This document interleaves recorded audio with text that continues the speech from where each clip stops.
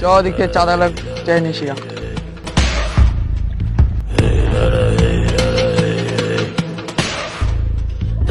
দাদা আপনার ভাই ফোন করেছে। হ্যালো হ্যালো, বলছি যে ব্যবসা কেমন চলছে? হ্যাঁ দাদা, ব্যবসা ভালো চলছে। ব্যবসা ভালো চলছে, ঠিক আছে। আমি 1 সপ্তাহের মধ্যে দেশে আসার ব্যবস্থা করছি, খুব তাড়াতাড়ি। হ্যাঁ, রাখছি। ঠিক আছে দাদা, ফোন রাখলাম।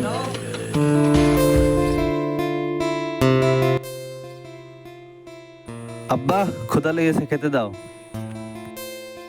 হ্যাঁ, চলে এসেছে আমার রাজপুত্র। সারাদিন টোটো করে ঘুরে বেড়ানো, বন্ধুদের সাথে আড্ডা দেওয়া, আর এসে বলছে ক্ষুধা লেগেছে, খেতে দাও। তোর মা মরার সাথে সাথে যদি তোকে ভাতের সাথে বিষ দিয়ে মেরে ফেলতাম, তবে কেন আমার শান্তি হতো।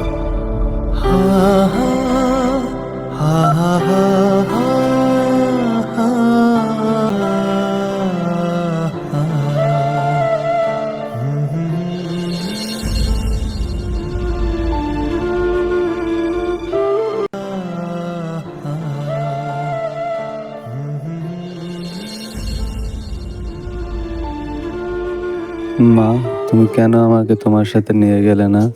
এই স্বার্থপর পৃথিবীতে কেউ আমাকে ভালোবাসে না মা। কেন তুমি আমাকে নিয়ে গেলে না তোমার সাথে? নিজের বাবাও আমাকে ভালোবাসে না মা। তুমি আমাকে তোমার সাথে নিয়ে চলো মা। কোথায় মা তুমি? কোথায় কোথায় আছো মা? তোমাকে ছাড়া আমার একদমই ভালো লাগছে না মা। তুমি ফিরে এসো, তুমি ফিরে এসো। কোথায় মা? সপ্তাহ চাঁদাটা বের কর ফটাফট, আমার কাজ আছে আরো। ওই, কেউ চাঁদা দেবে না? এগো তুমি চাচা, তোমার আমার সম্পর্কে কিছু জানোই না। জানি কি জানি না সেটা বড় কথা না। এই গ্রামে কেউ চাঁদাই দিবে না আজ থেকে। আমি স্বপ্ন দেখছি না তো, এবারকার মতো ক্ষমা করে দিলাম চাচা, ছেড়ে দিলাম। তাই চাঁদা না চেয়ে নিশিয়া। না, এই গ্রামের কেউ চাঁদা দিবে না।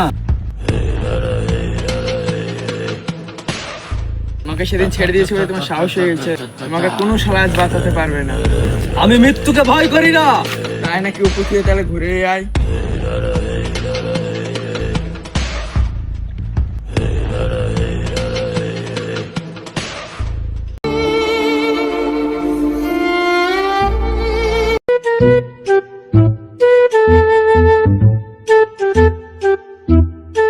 হাঁপাচ্ছিস কেন? কি হয়েছে?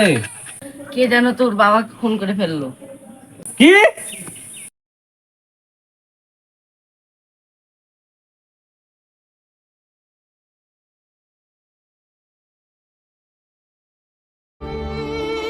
আব্বা, তোমার লাশের উপরে আমি হাত রেখে বলছি, যে বা যারা তোমাকে মারিছে তাদেরকে আমি ছাড়বো না।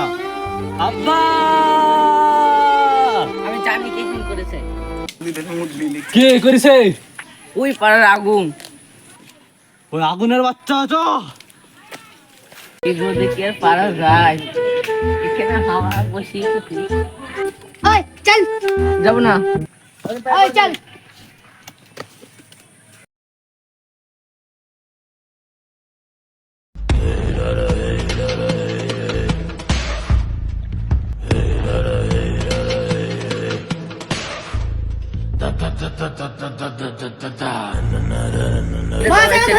ছেড়ে দাও, কথা বলে দিয়েছিস, প্লিজ আমাকে ক্ষমা করে দাও। আর হবে না। কোনো ক্ষমা নাই।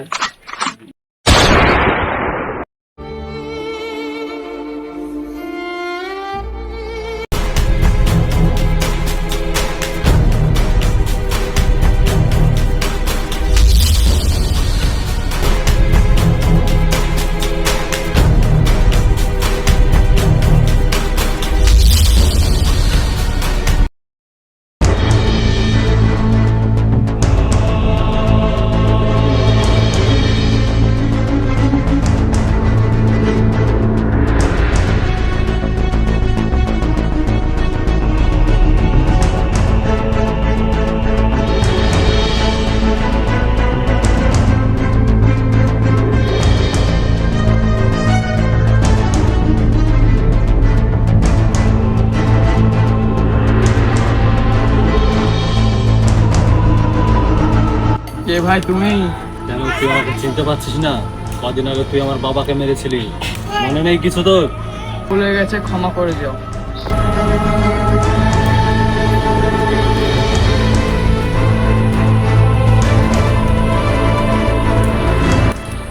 তোর তো খোপড়ি উড়ে যাওয়ার দরকার। তোর এই বুকের ভিতর থেকে তোর হৃৎপিণ্ড ছিঁড়ে বের করে খেয়ে ফেললে কেন আমার শান্তি হবে? মেরো না আমাকে, মেরো না, মেরো না আমাকে। না, তোর মতন মানুষদের বেঁচে থাকার অধিকার নাই।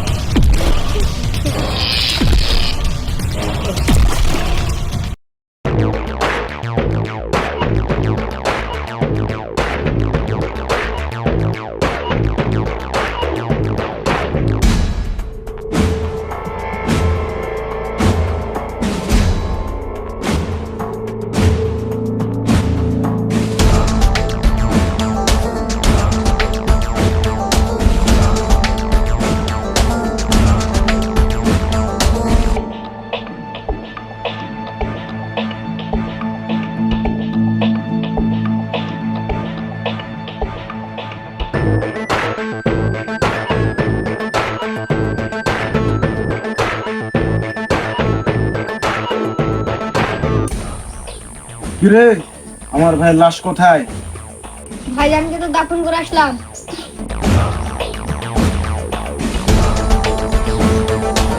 শালা আমার ভাইয়ের লাশটাও সে আমি দেখতে পেলাম না।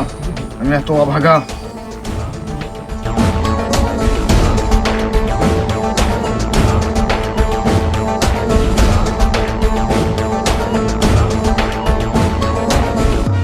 ভাইজান, আপনি তো অনেকদিন পর বিদেশ থেকে আসলেন, চলেন অনুষ্ঠান করি। শালা আমি প্রতিশোধের আগুনে জ্বলছি, আর তোর মনে ফুর্তি জেগেছে? তোর মনে ফুর্তি জেগেছে? ফুর্তি উপরে যাই কর।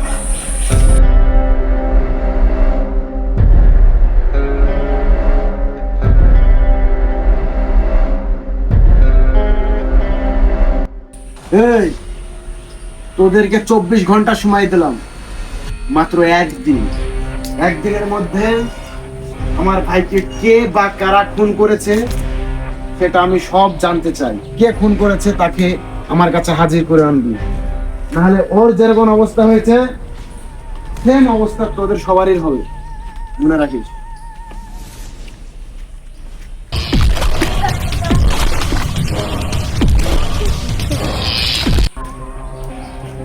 আরে ভাইজান, মে আই কাম ইন? কে রে তুই? ওকে তো ঠিক চিনতে পারলাম না। আরে ভাইজান, আমি আগুনের লোক। ও, তুই আগুনের লোক, এবার চিনতে পেরেছি। আমার কি মনে হয় জানেন ভাইজান, আগুনকে আপনাদের কোনো শত্রুই খুন করেছে। সেটা কিন্তু আমিও ভাবিনি, বলবো না, সেটা আমিও ভেবেছি, কিন্তু আমার তো অনেক শত্রু অনেক জায়গায়, কিন্তু কাকে সন্দেহ করবো সেটা ভাবতে পারছি না। এক কাজ কর, তোকে একটা দায়িত্ব দিচ্ছে, কে বা কারা আমার ভাইকে খুন করেছে তুই ওকে খুঁজে বের কর, দেখি তুই পারিস কি। আরে ভাইজান, আপনি আমাকে একটা কাজ দিলেন, সেটা আমি পারবো না? আর তা কোনোদিন হয়? ঠিক আছে ভাইজান, আপনার ভাইকে যে খুন করেছে তাকে আমি খুঁজে বের করবো, আপনাকে কথা দিলাম।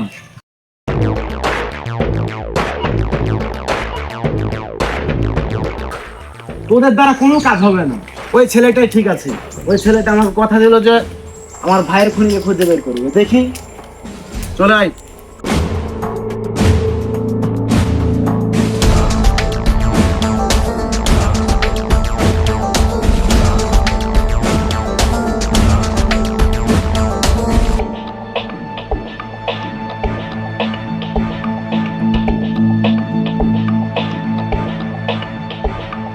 ভাইজান, আপনার কি হয়েছে? ভাইজান, আপনার কি হয়েছে?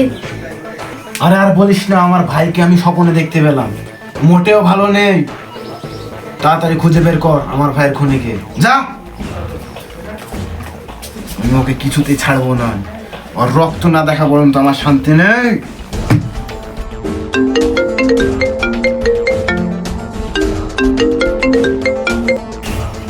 হ্যালো, আমাকে চিনতে পারছিস না? আমি তো জম বলছি।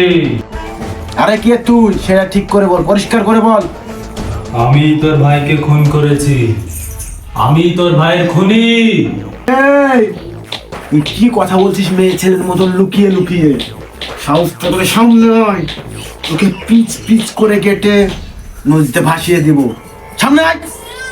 তুই তোর জমকে খুব তাড়াতাড়ি তোর সামনে দেখতে পাবি, তোর মৃত্যু হবে আমার হাতে।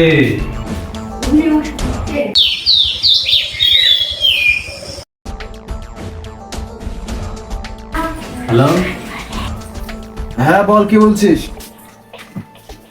ভাইজান, আপনার ভাইয়ের খুনিকে আমি দেখতে পেয়েছিলাম, কিন্তু ওর মুখটা দেখতে পাইনি ভাইজান।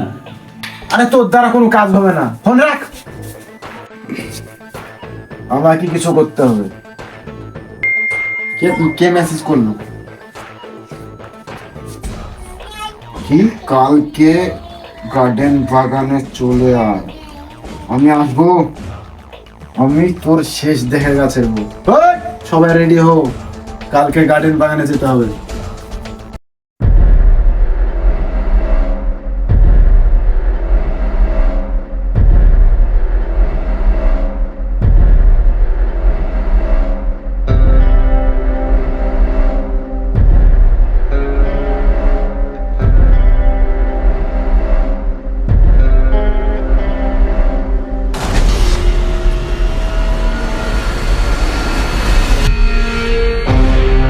তোদের কুত্তাদেরকে উপরে পাঠিয়ে দিয়েছি, লাশ নিতে চাইলে নিয়ে যা, আর না নিতে চাইলে সেটা তোর পার্সোনাল ব্যাপার।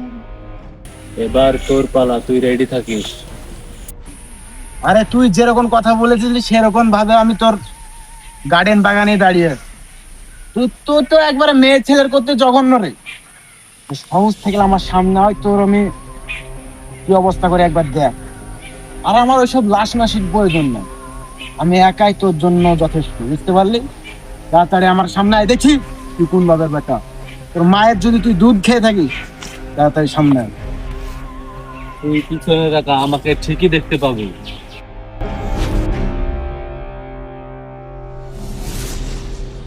তুই? আমি ঠিক ভেবেছিলাম, একদম ঠিক। আমার তখনই সন্দেহ হয়েছিল তোকে দেখে, যে যেদিন তুই বললি যে আমার ভাইয়ের খুনিকে দেখেছিলি, কিন্তু আমি সেটা ভাবতে পারিনি যে তুই আমার ভাইকে খুনিকে চিনলি কি করে। তখনই তোর কথাবার্তা দেখে আমার সন্দেহ হয়েছিল। এখন আমার সন্দেহটা ফাইনাল। আজ তোকে আমার হাত থেকে কোনো শালা বাঁচাতে পারে, মনে রাখিস কথা।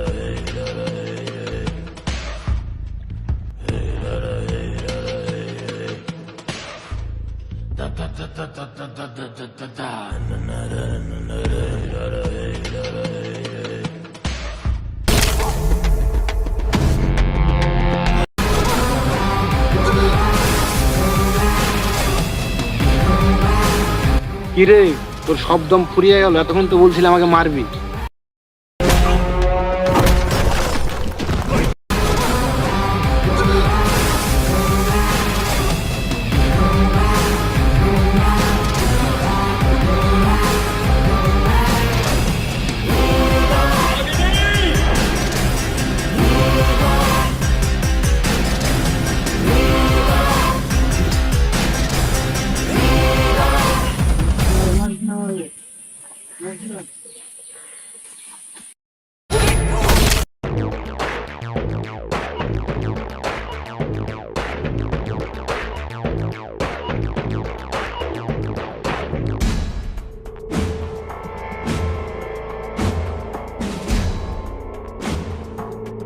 মন বলছে তোর বুকের ভেতরে গুলি করে তোর বুকটাকে পুরো ঝাঁঝরা করে ফেলি।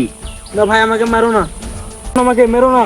না না, তোকে আমি এখন মারবো না। তুই আমার বাবাকে যেরকম ভাবে কষ্ট দিয়ে মেরেছিলি, তোকে আমি সেরকম একই ভাবে কষ্ট দিয়ে মারবো। তোকে আমি উঠ।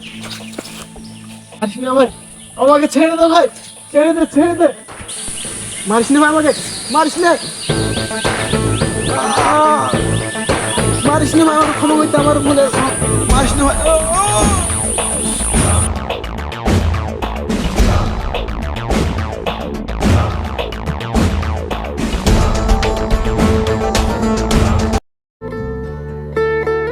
আর আমি পেরেছি বাবা, তোমার খুনের প্রতিশোধ নিতে আমি পেরেছি। আমার বুকে যে এতদিন দাও দাও করে আগুন জ্বলছিল, সেই প্রতিশোধের আগুন আমি নিভাতে পেরেছি বাবা। বাবা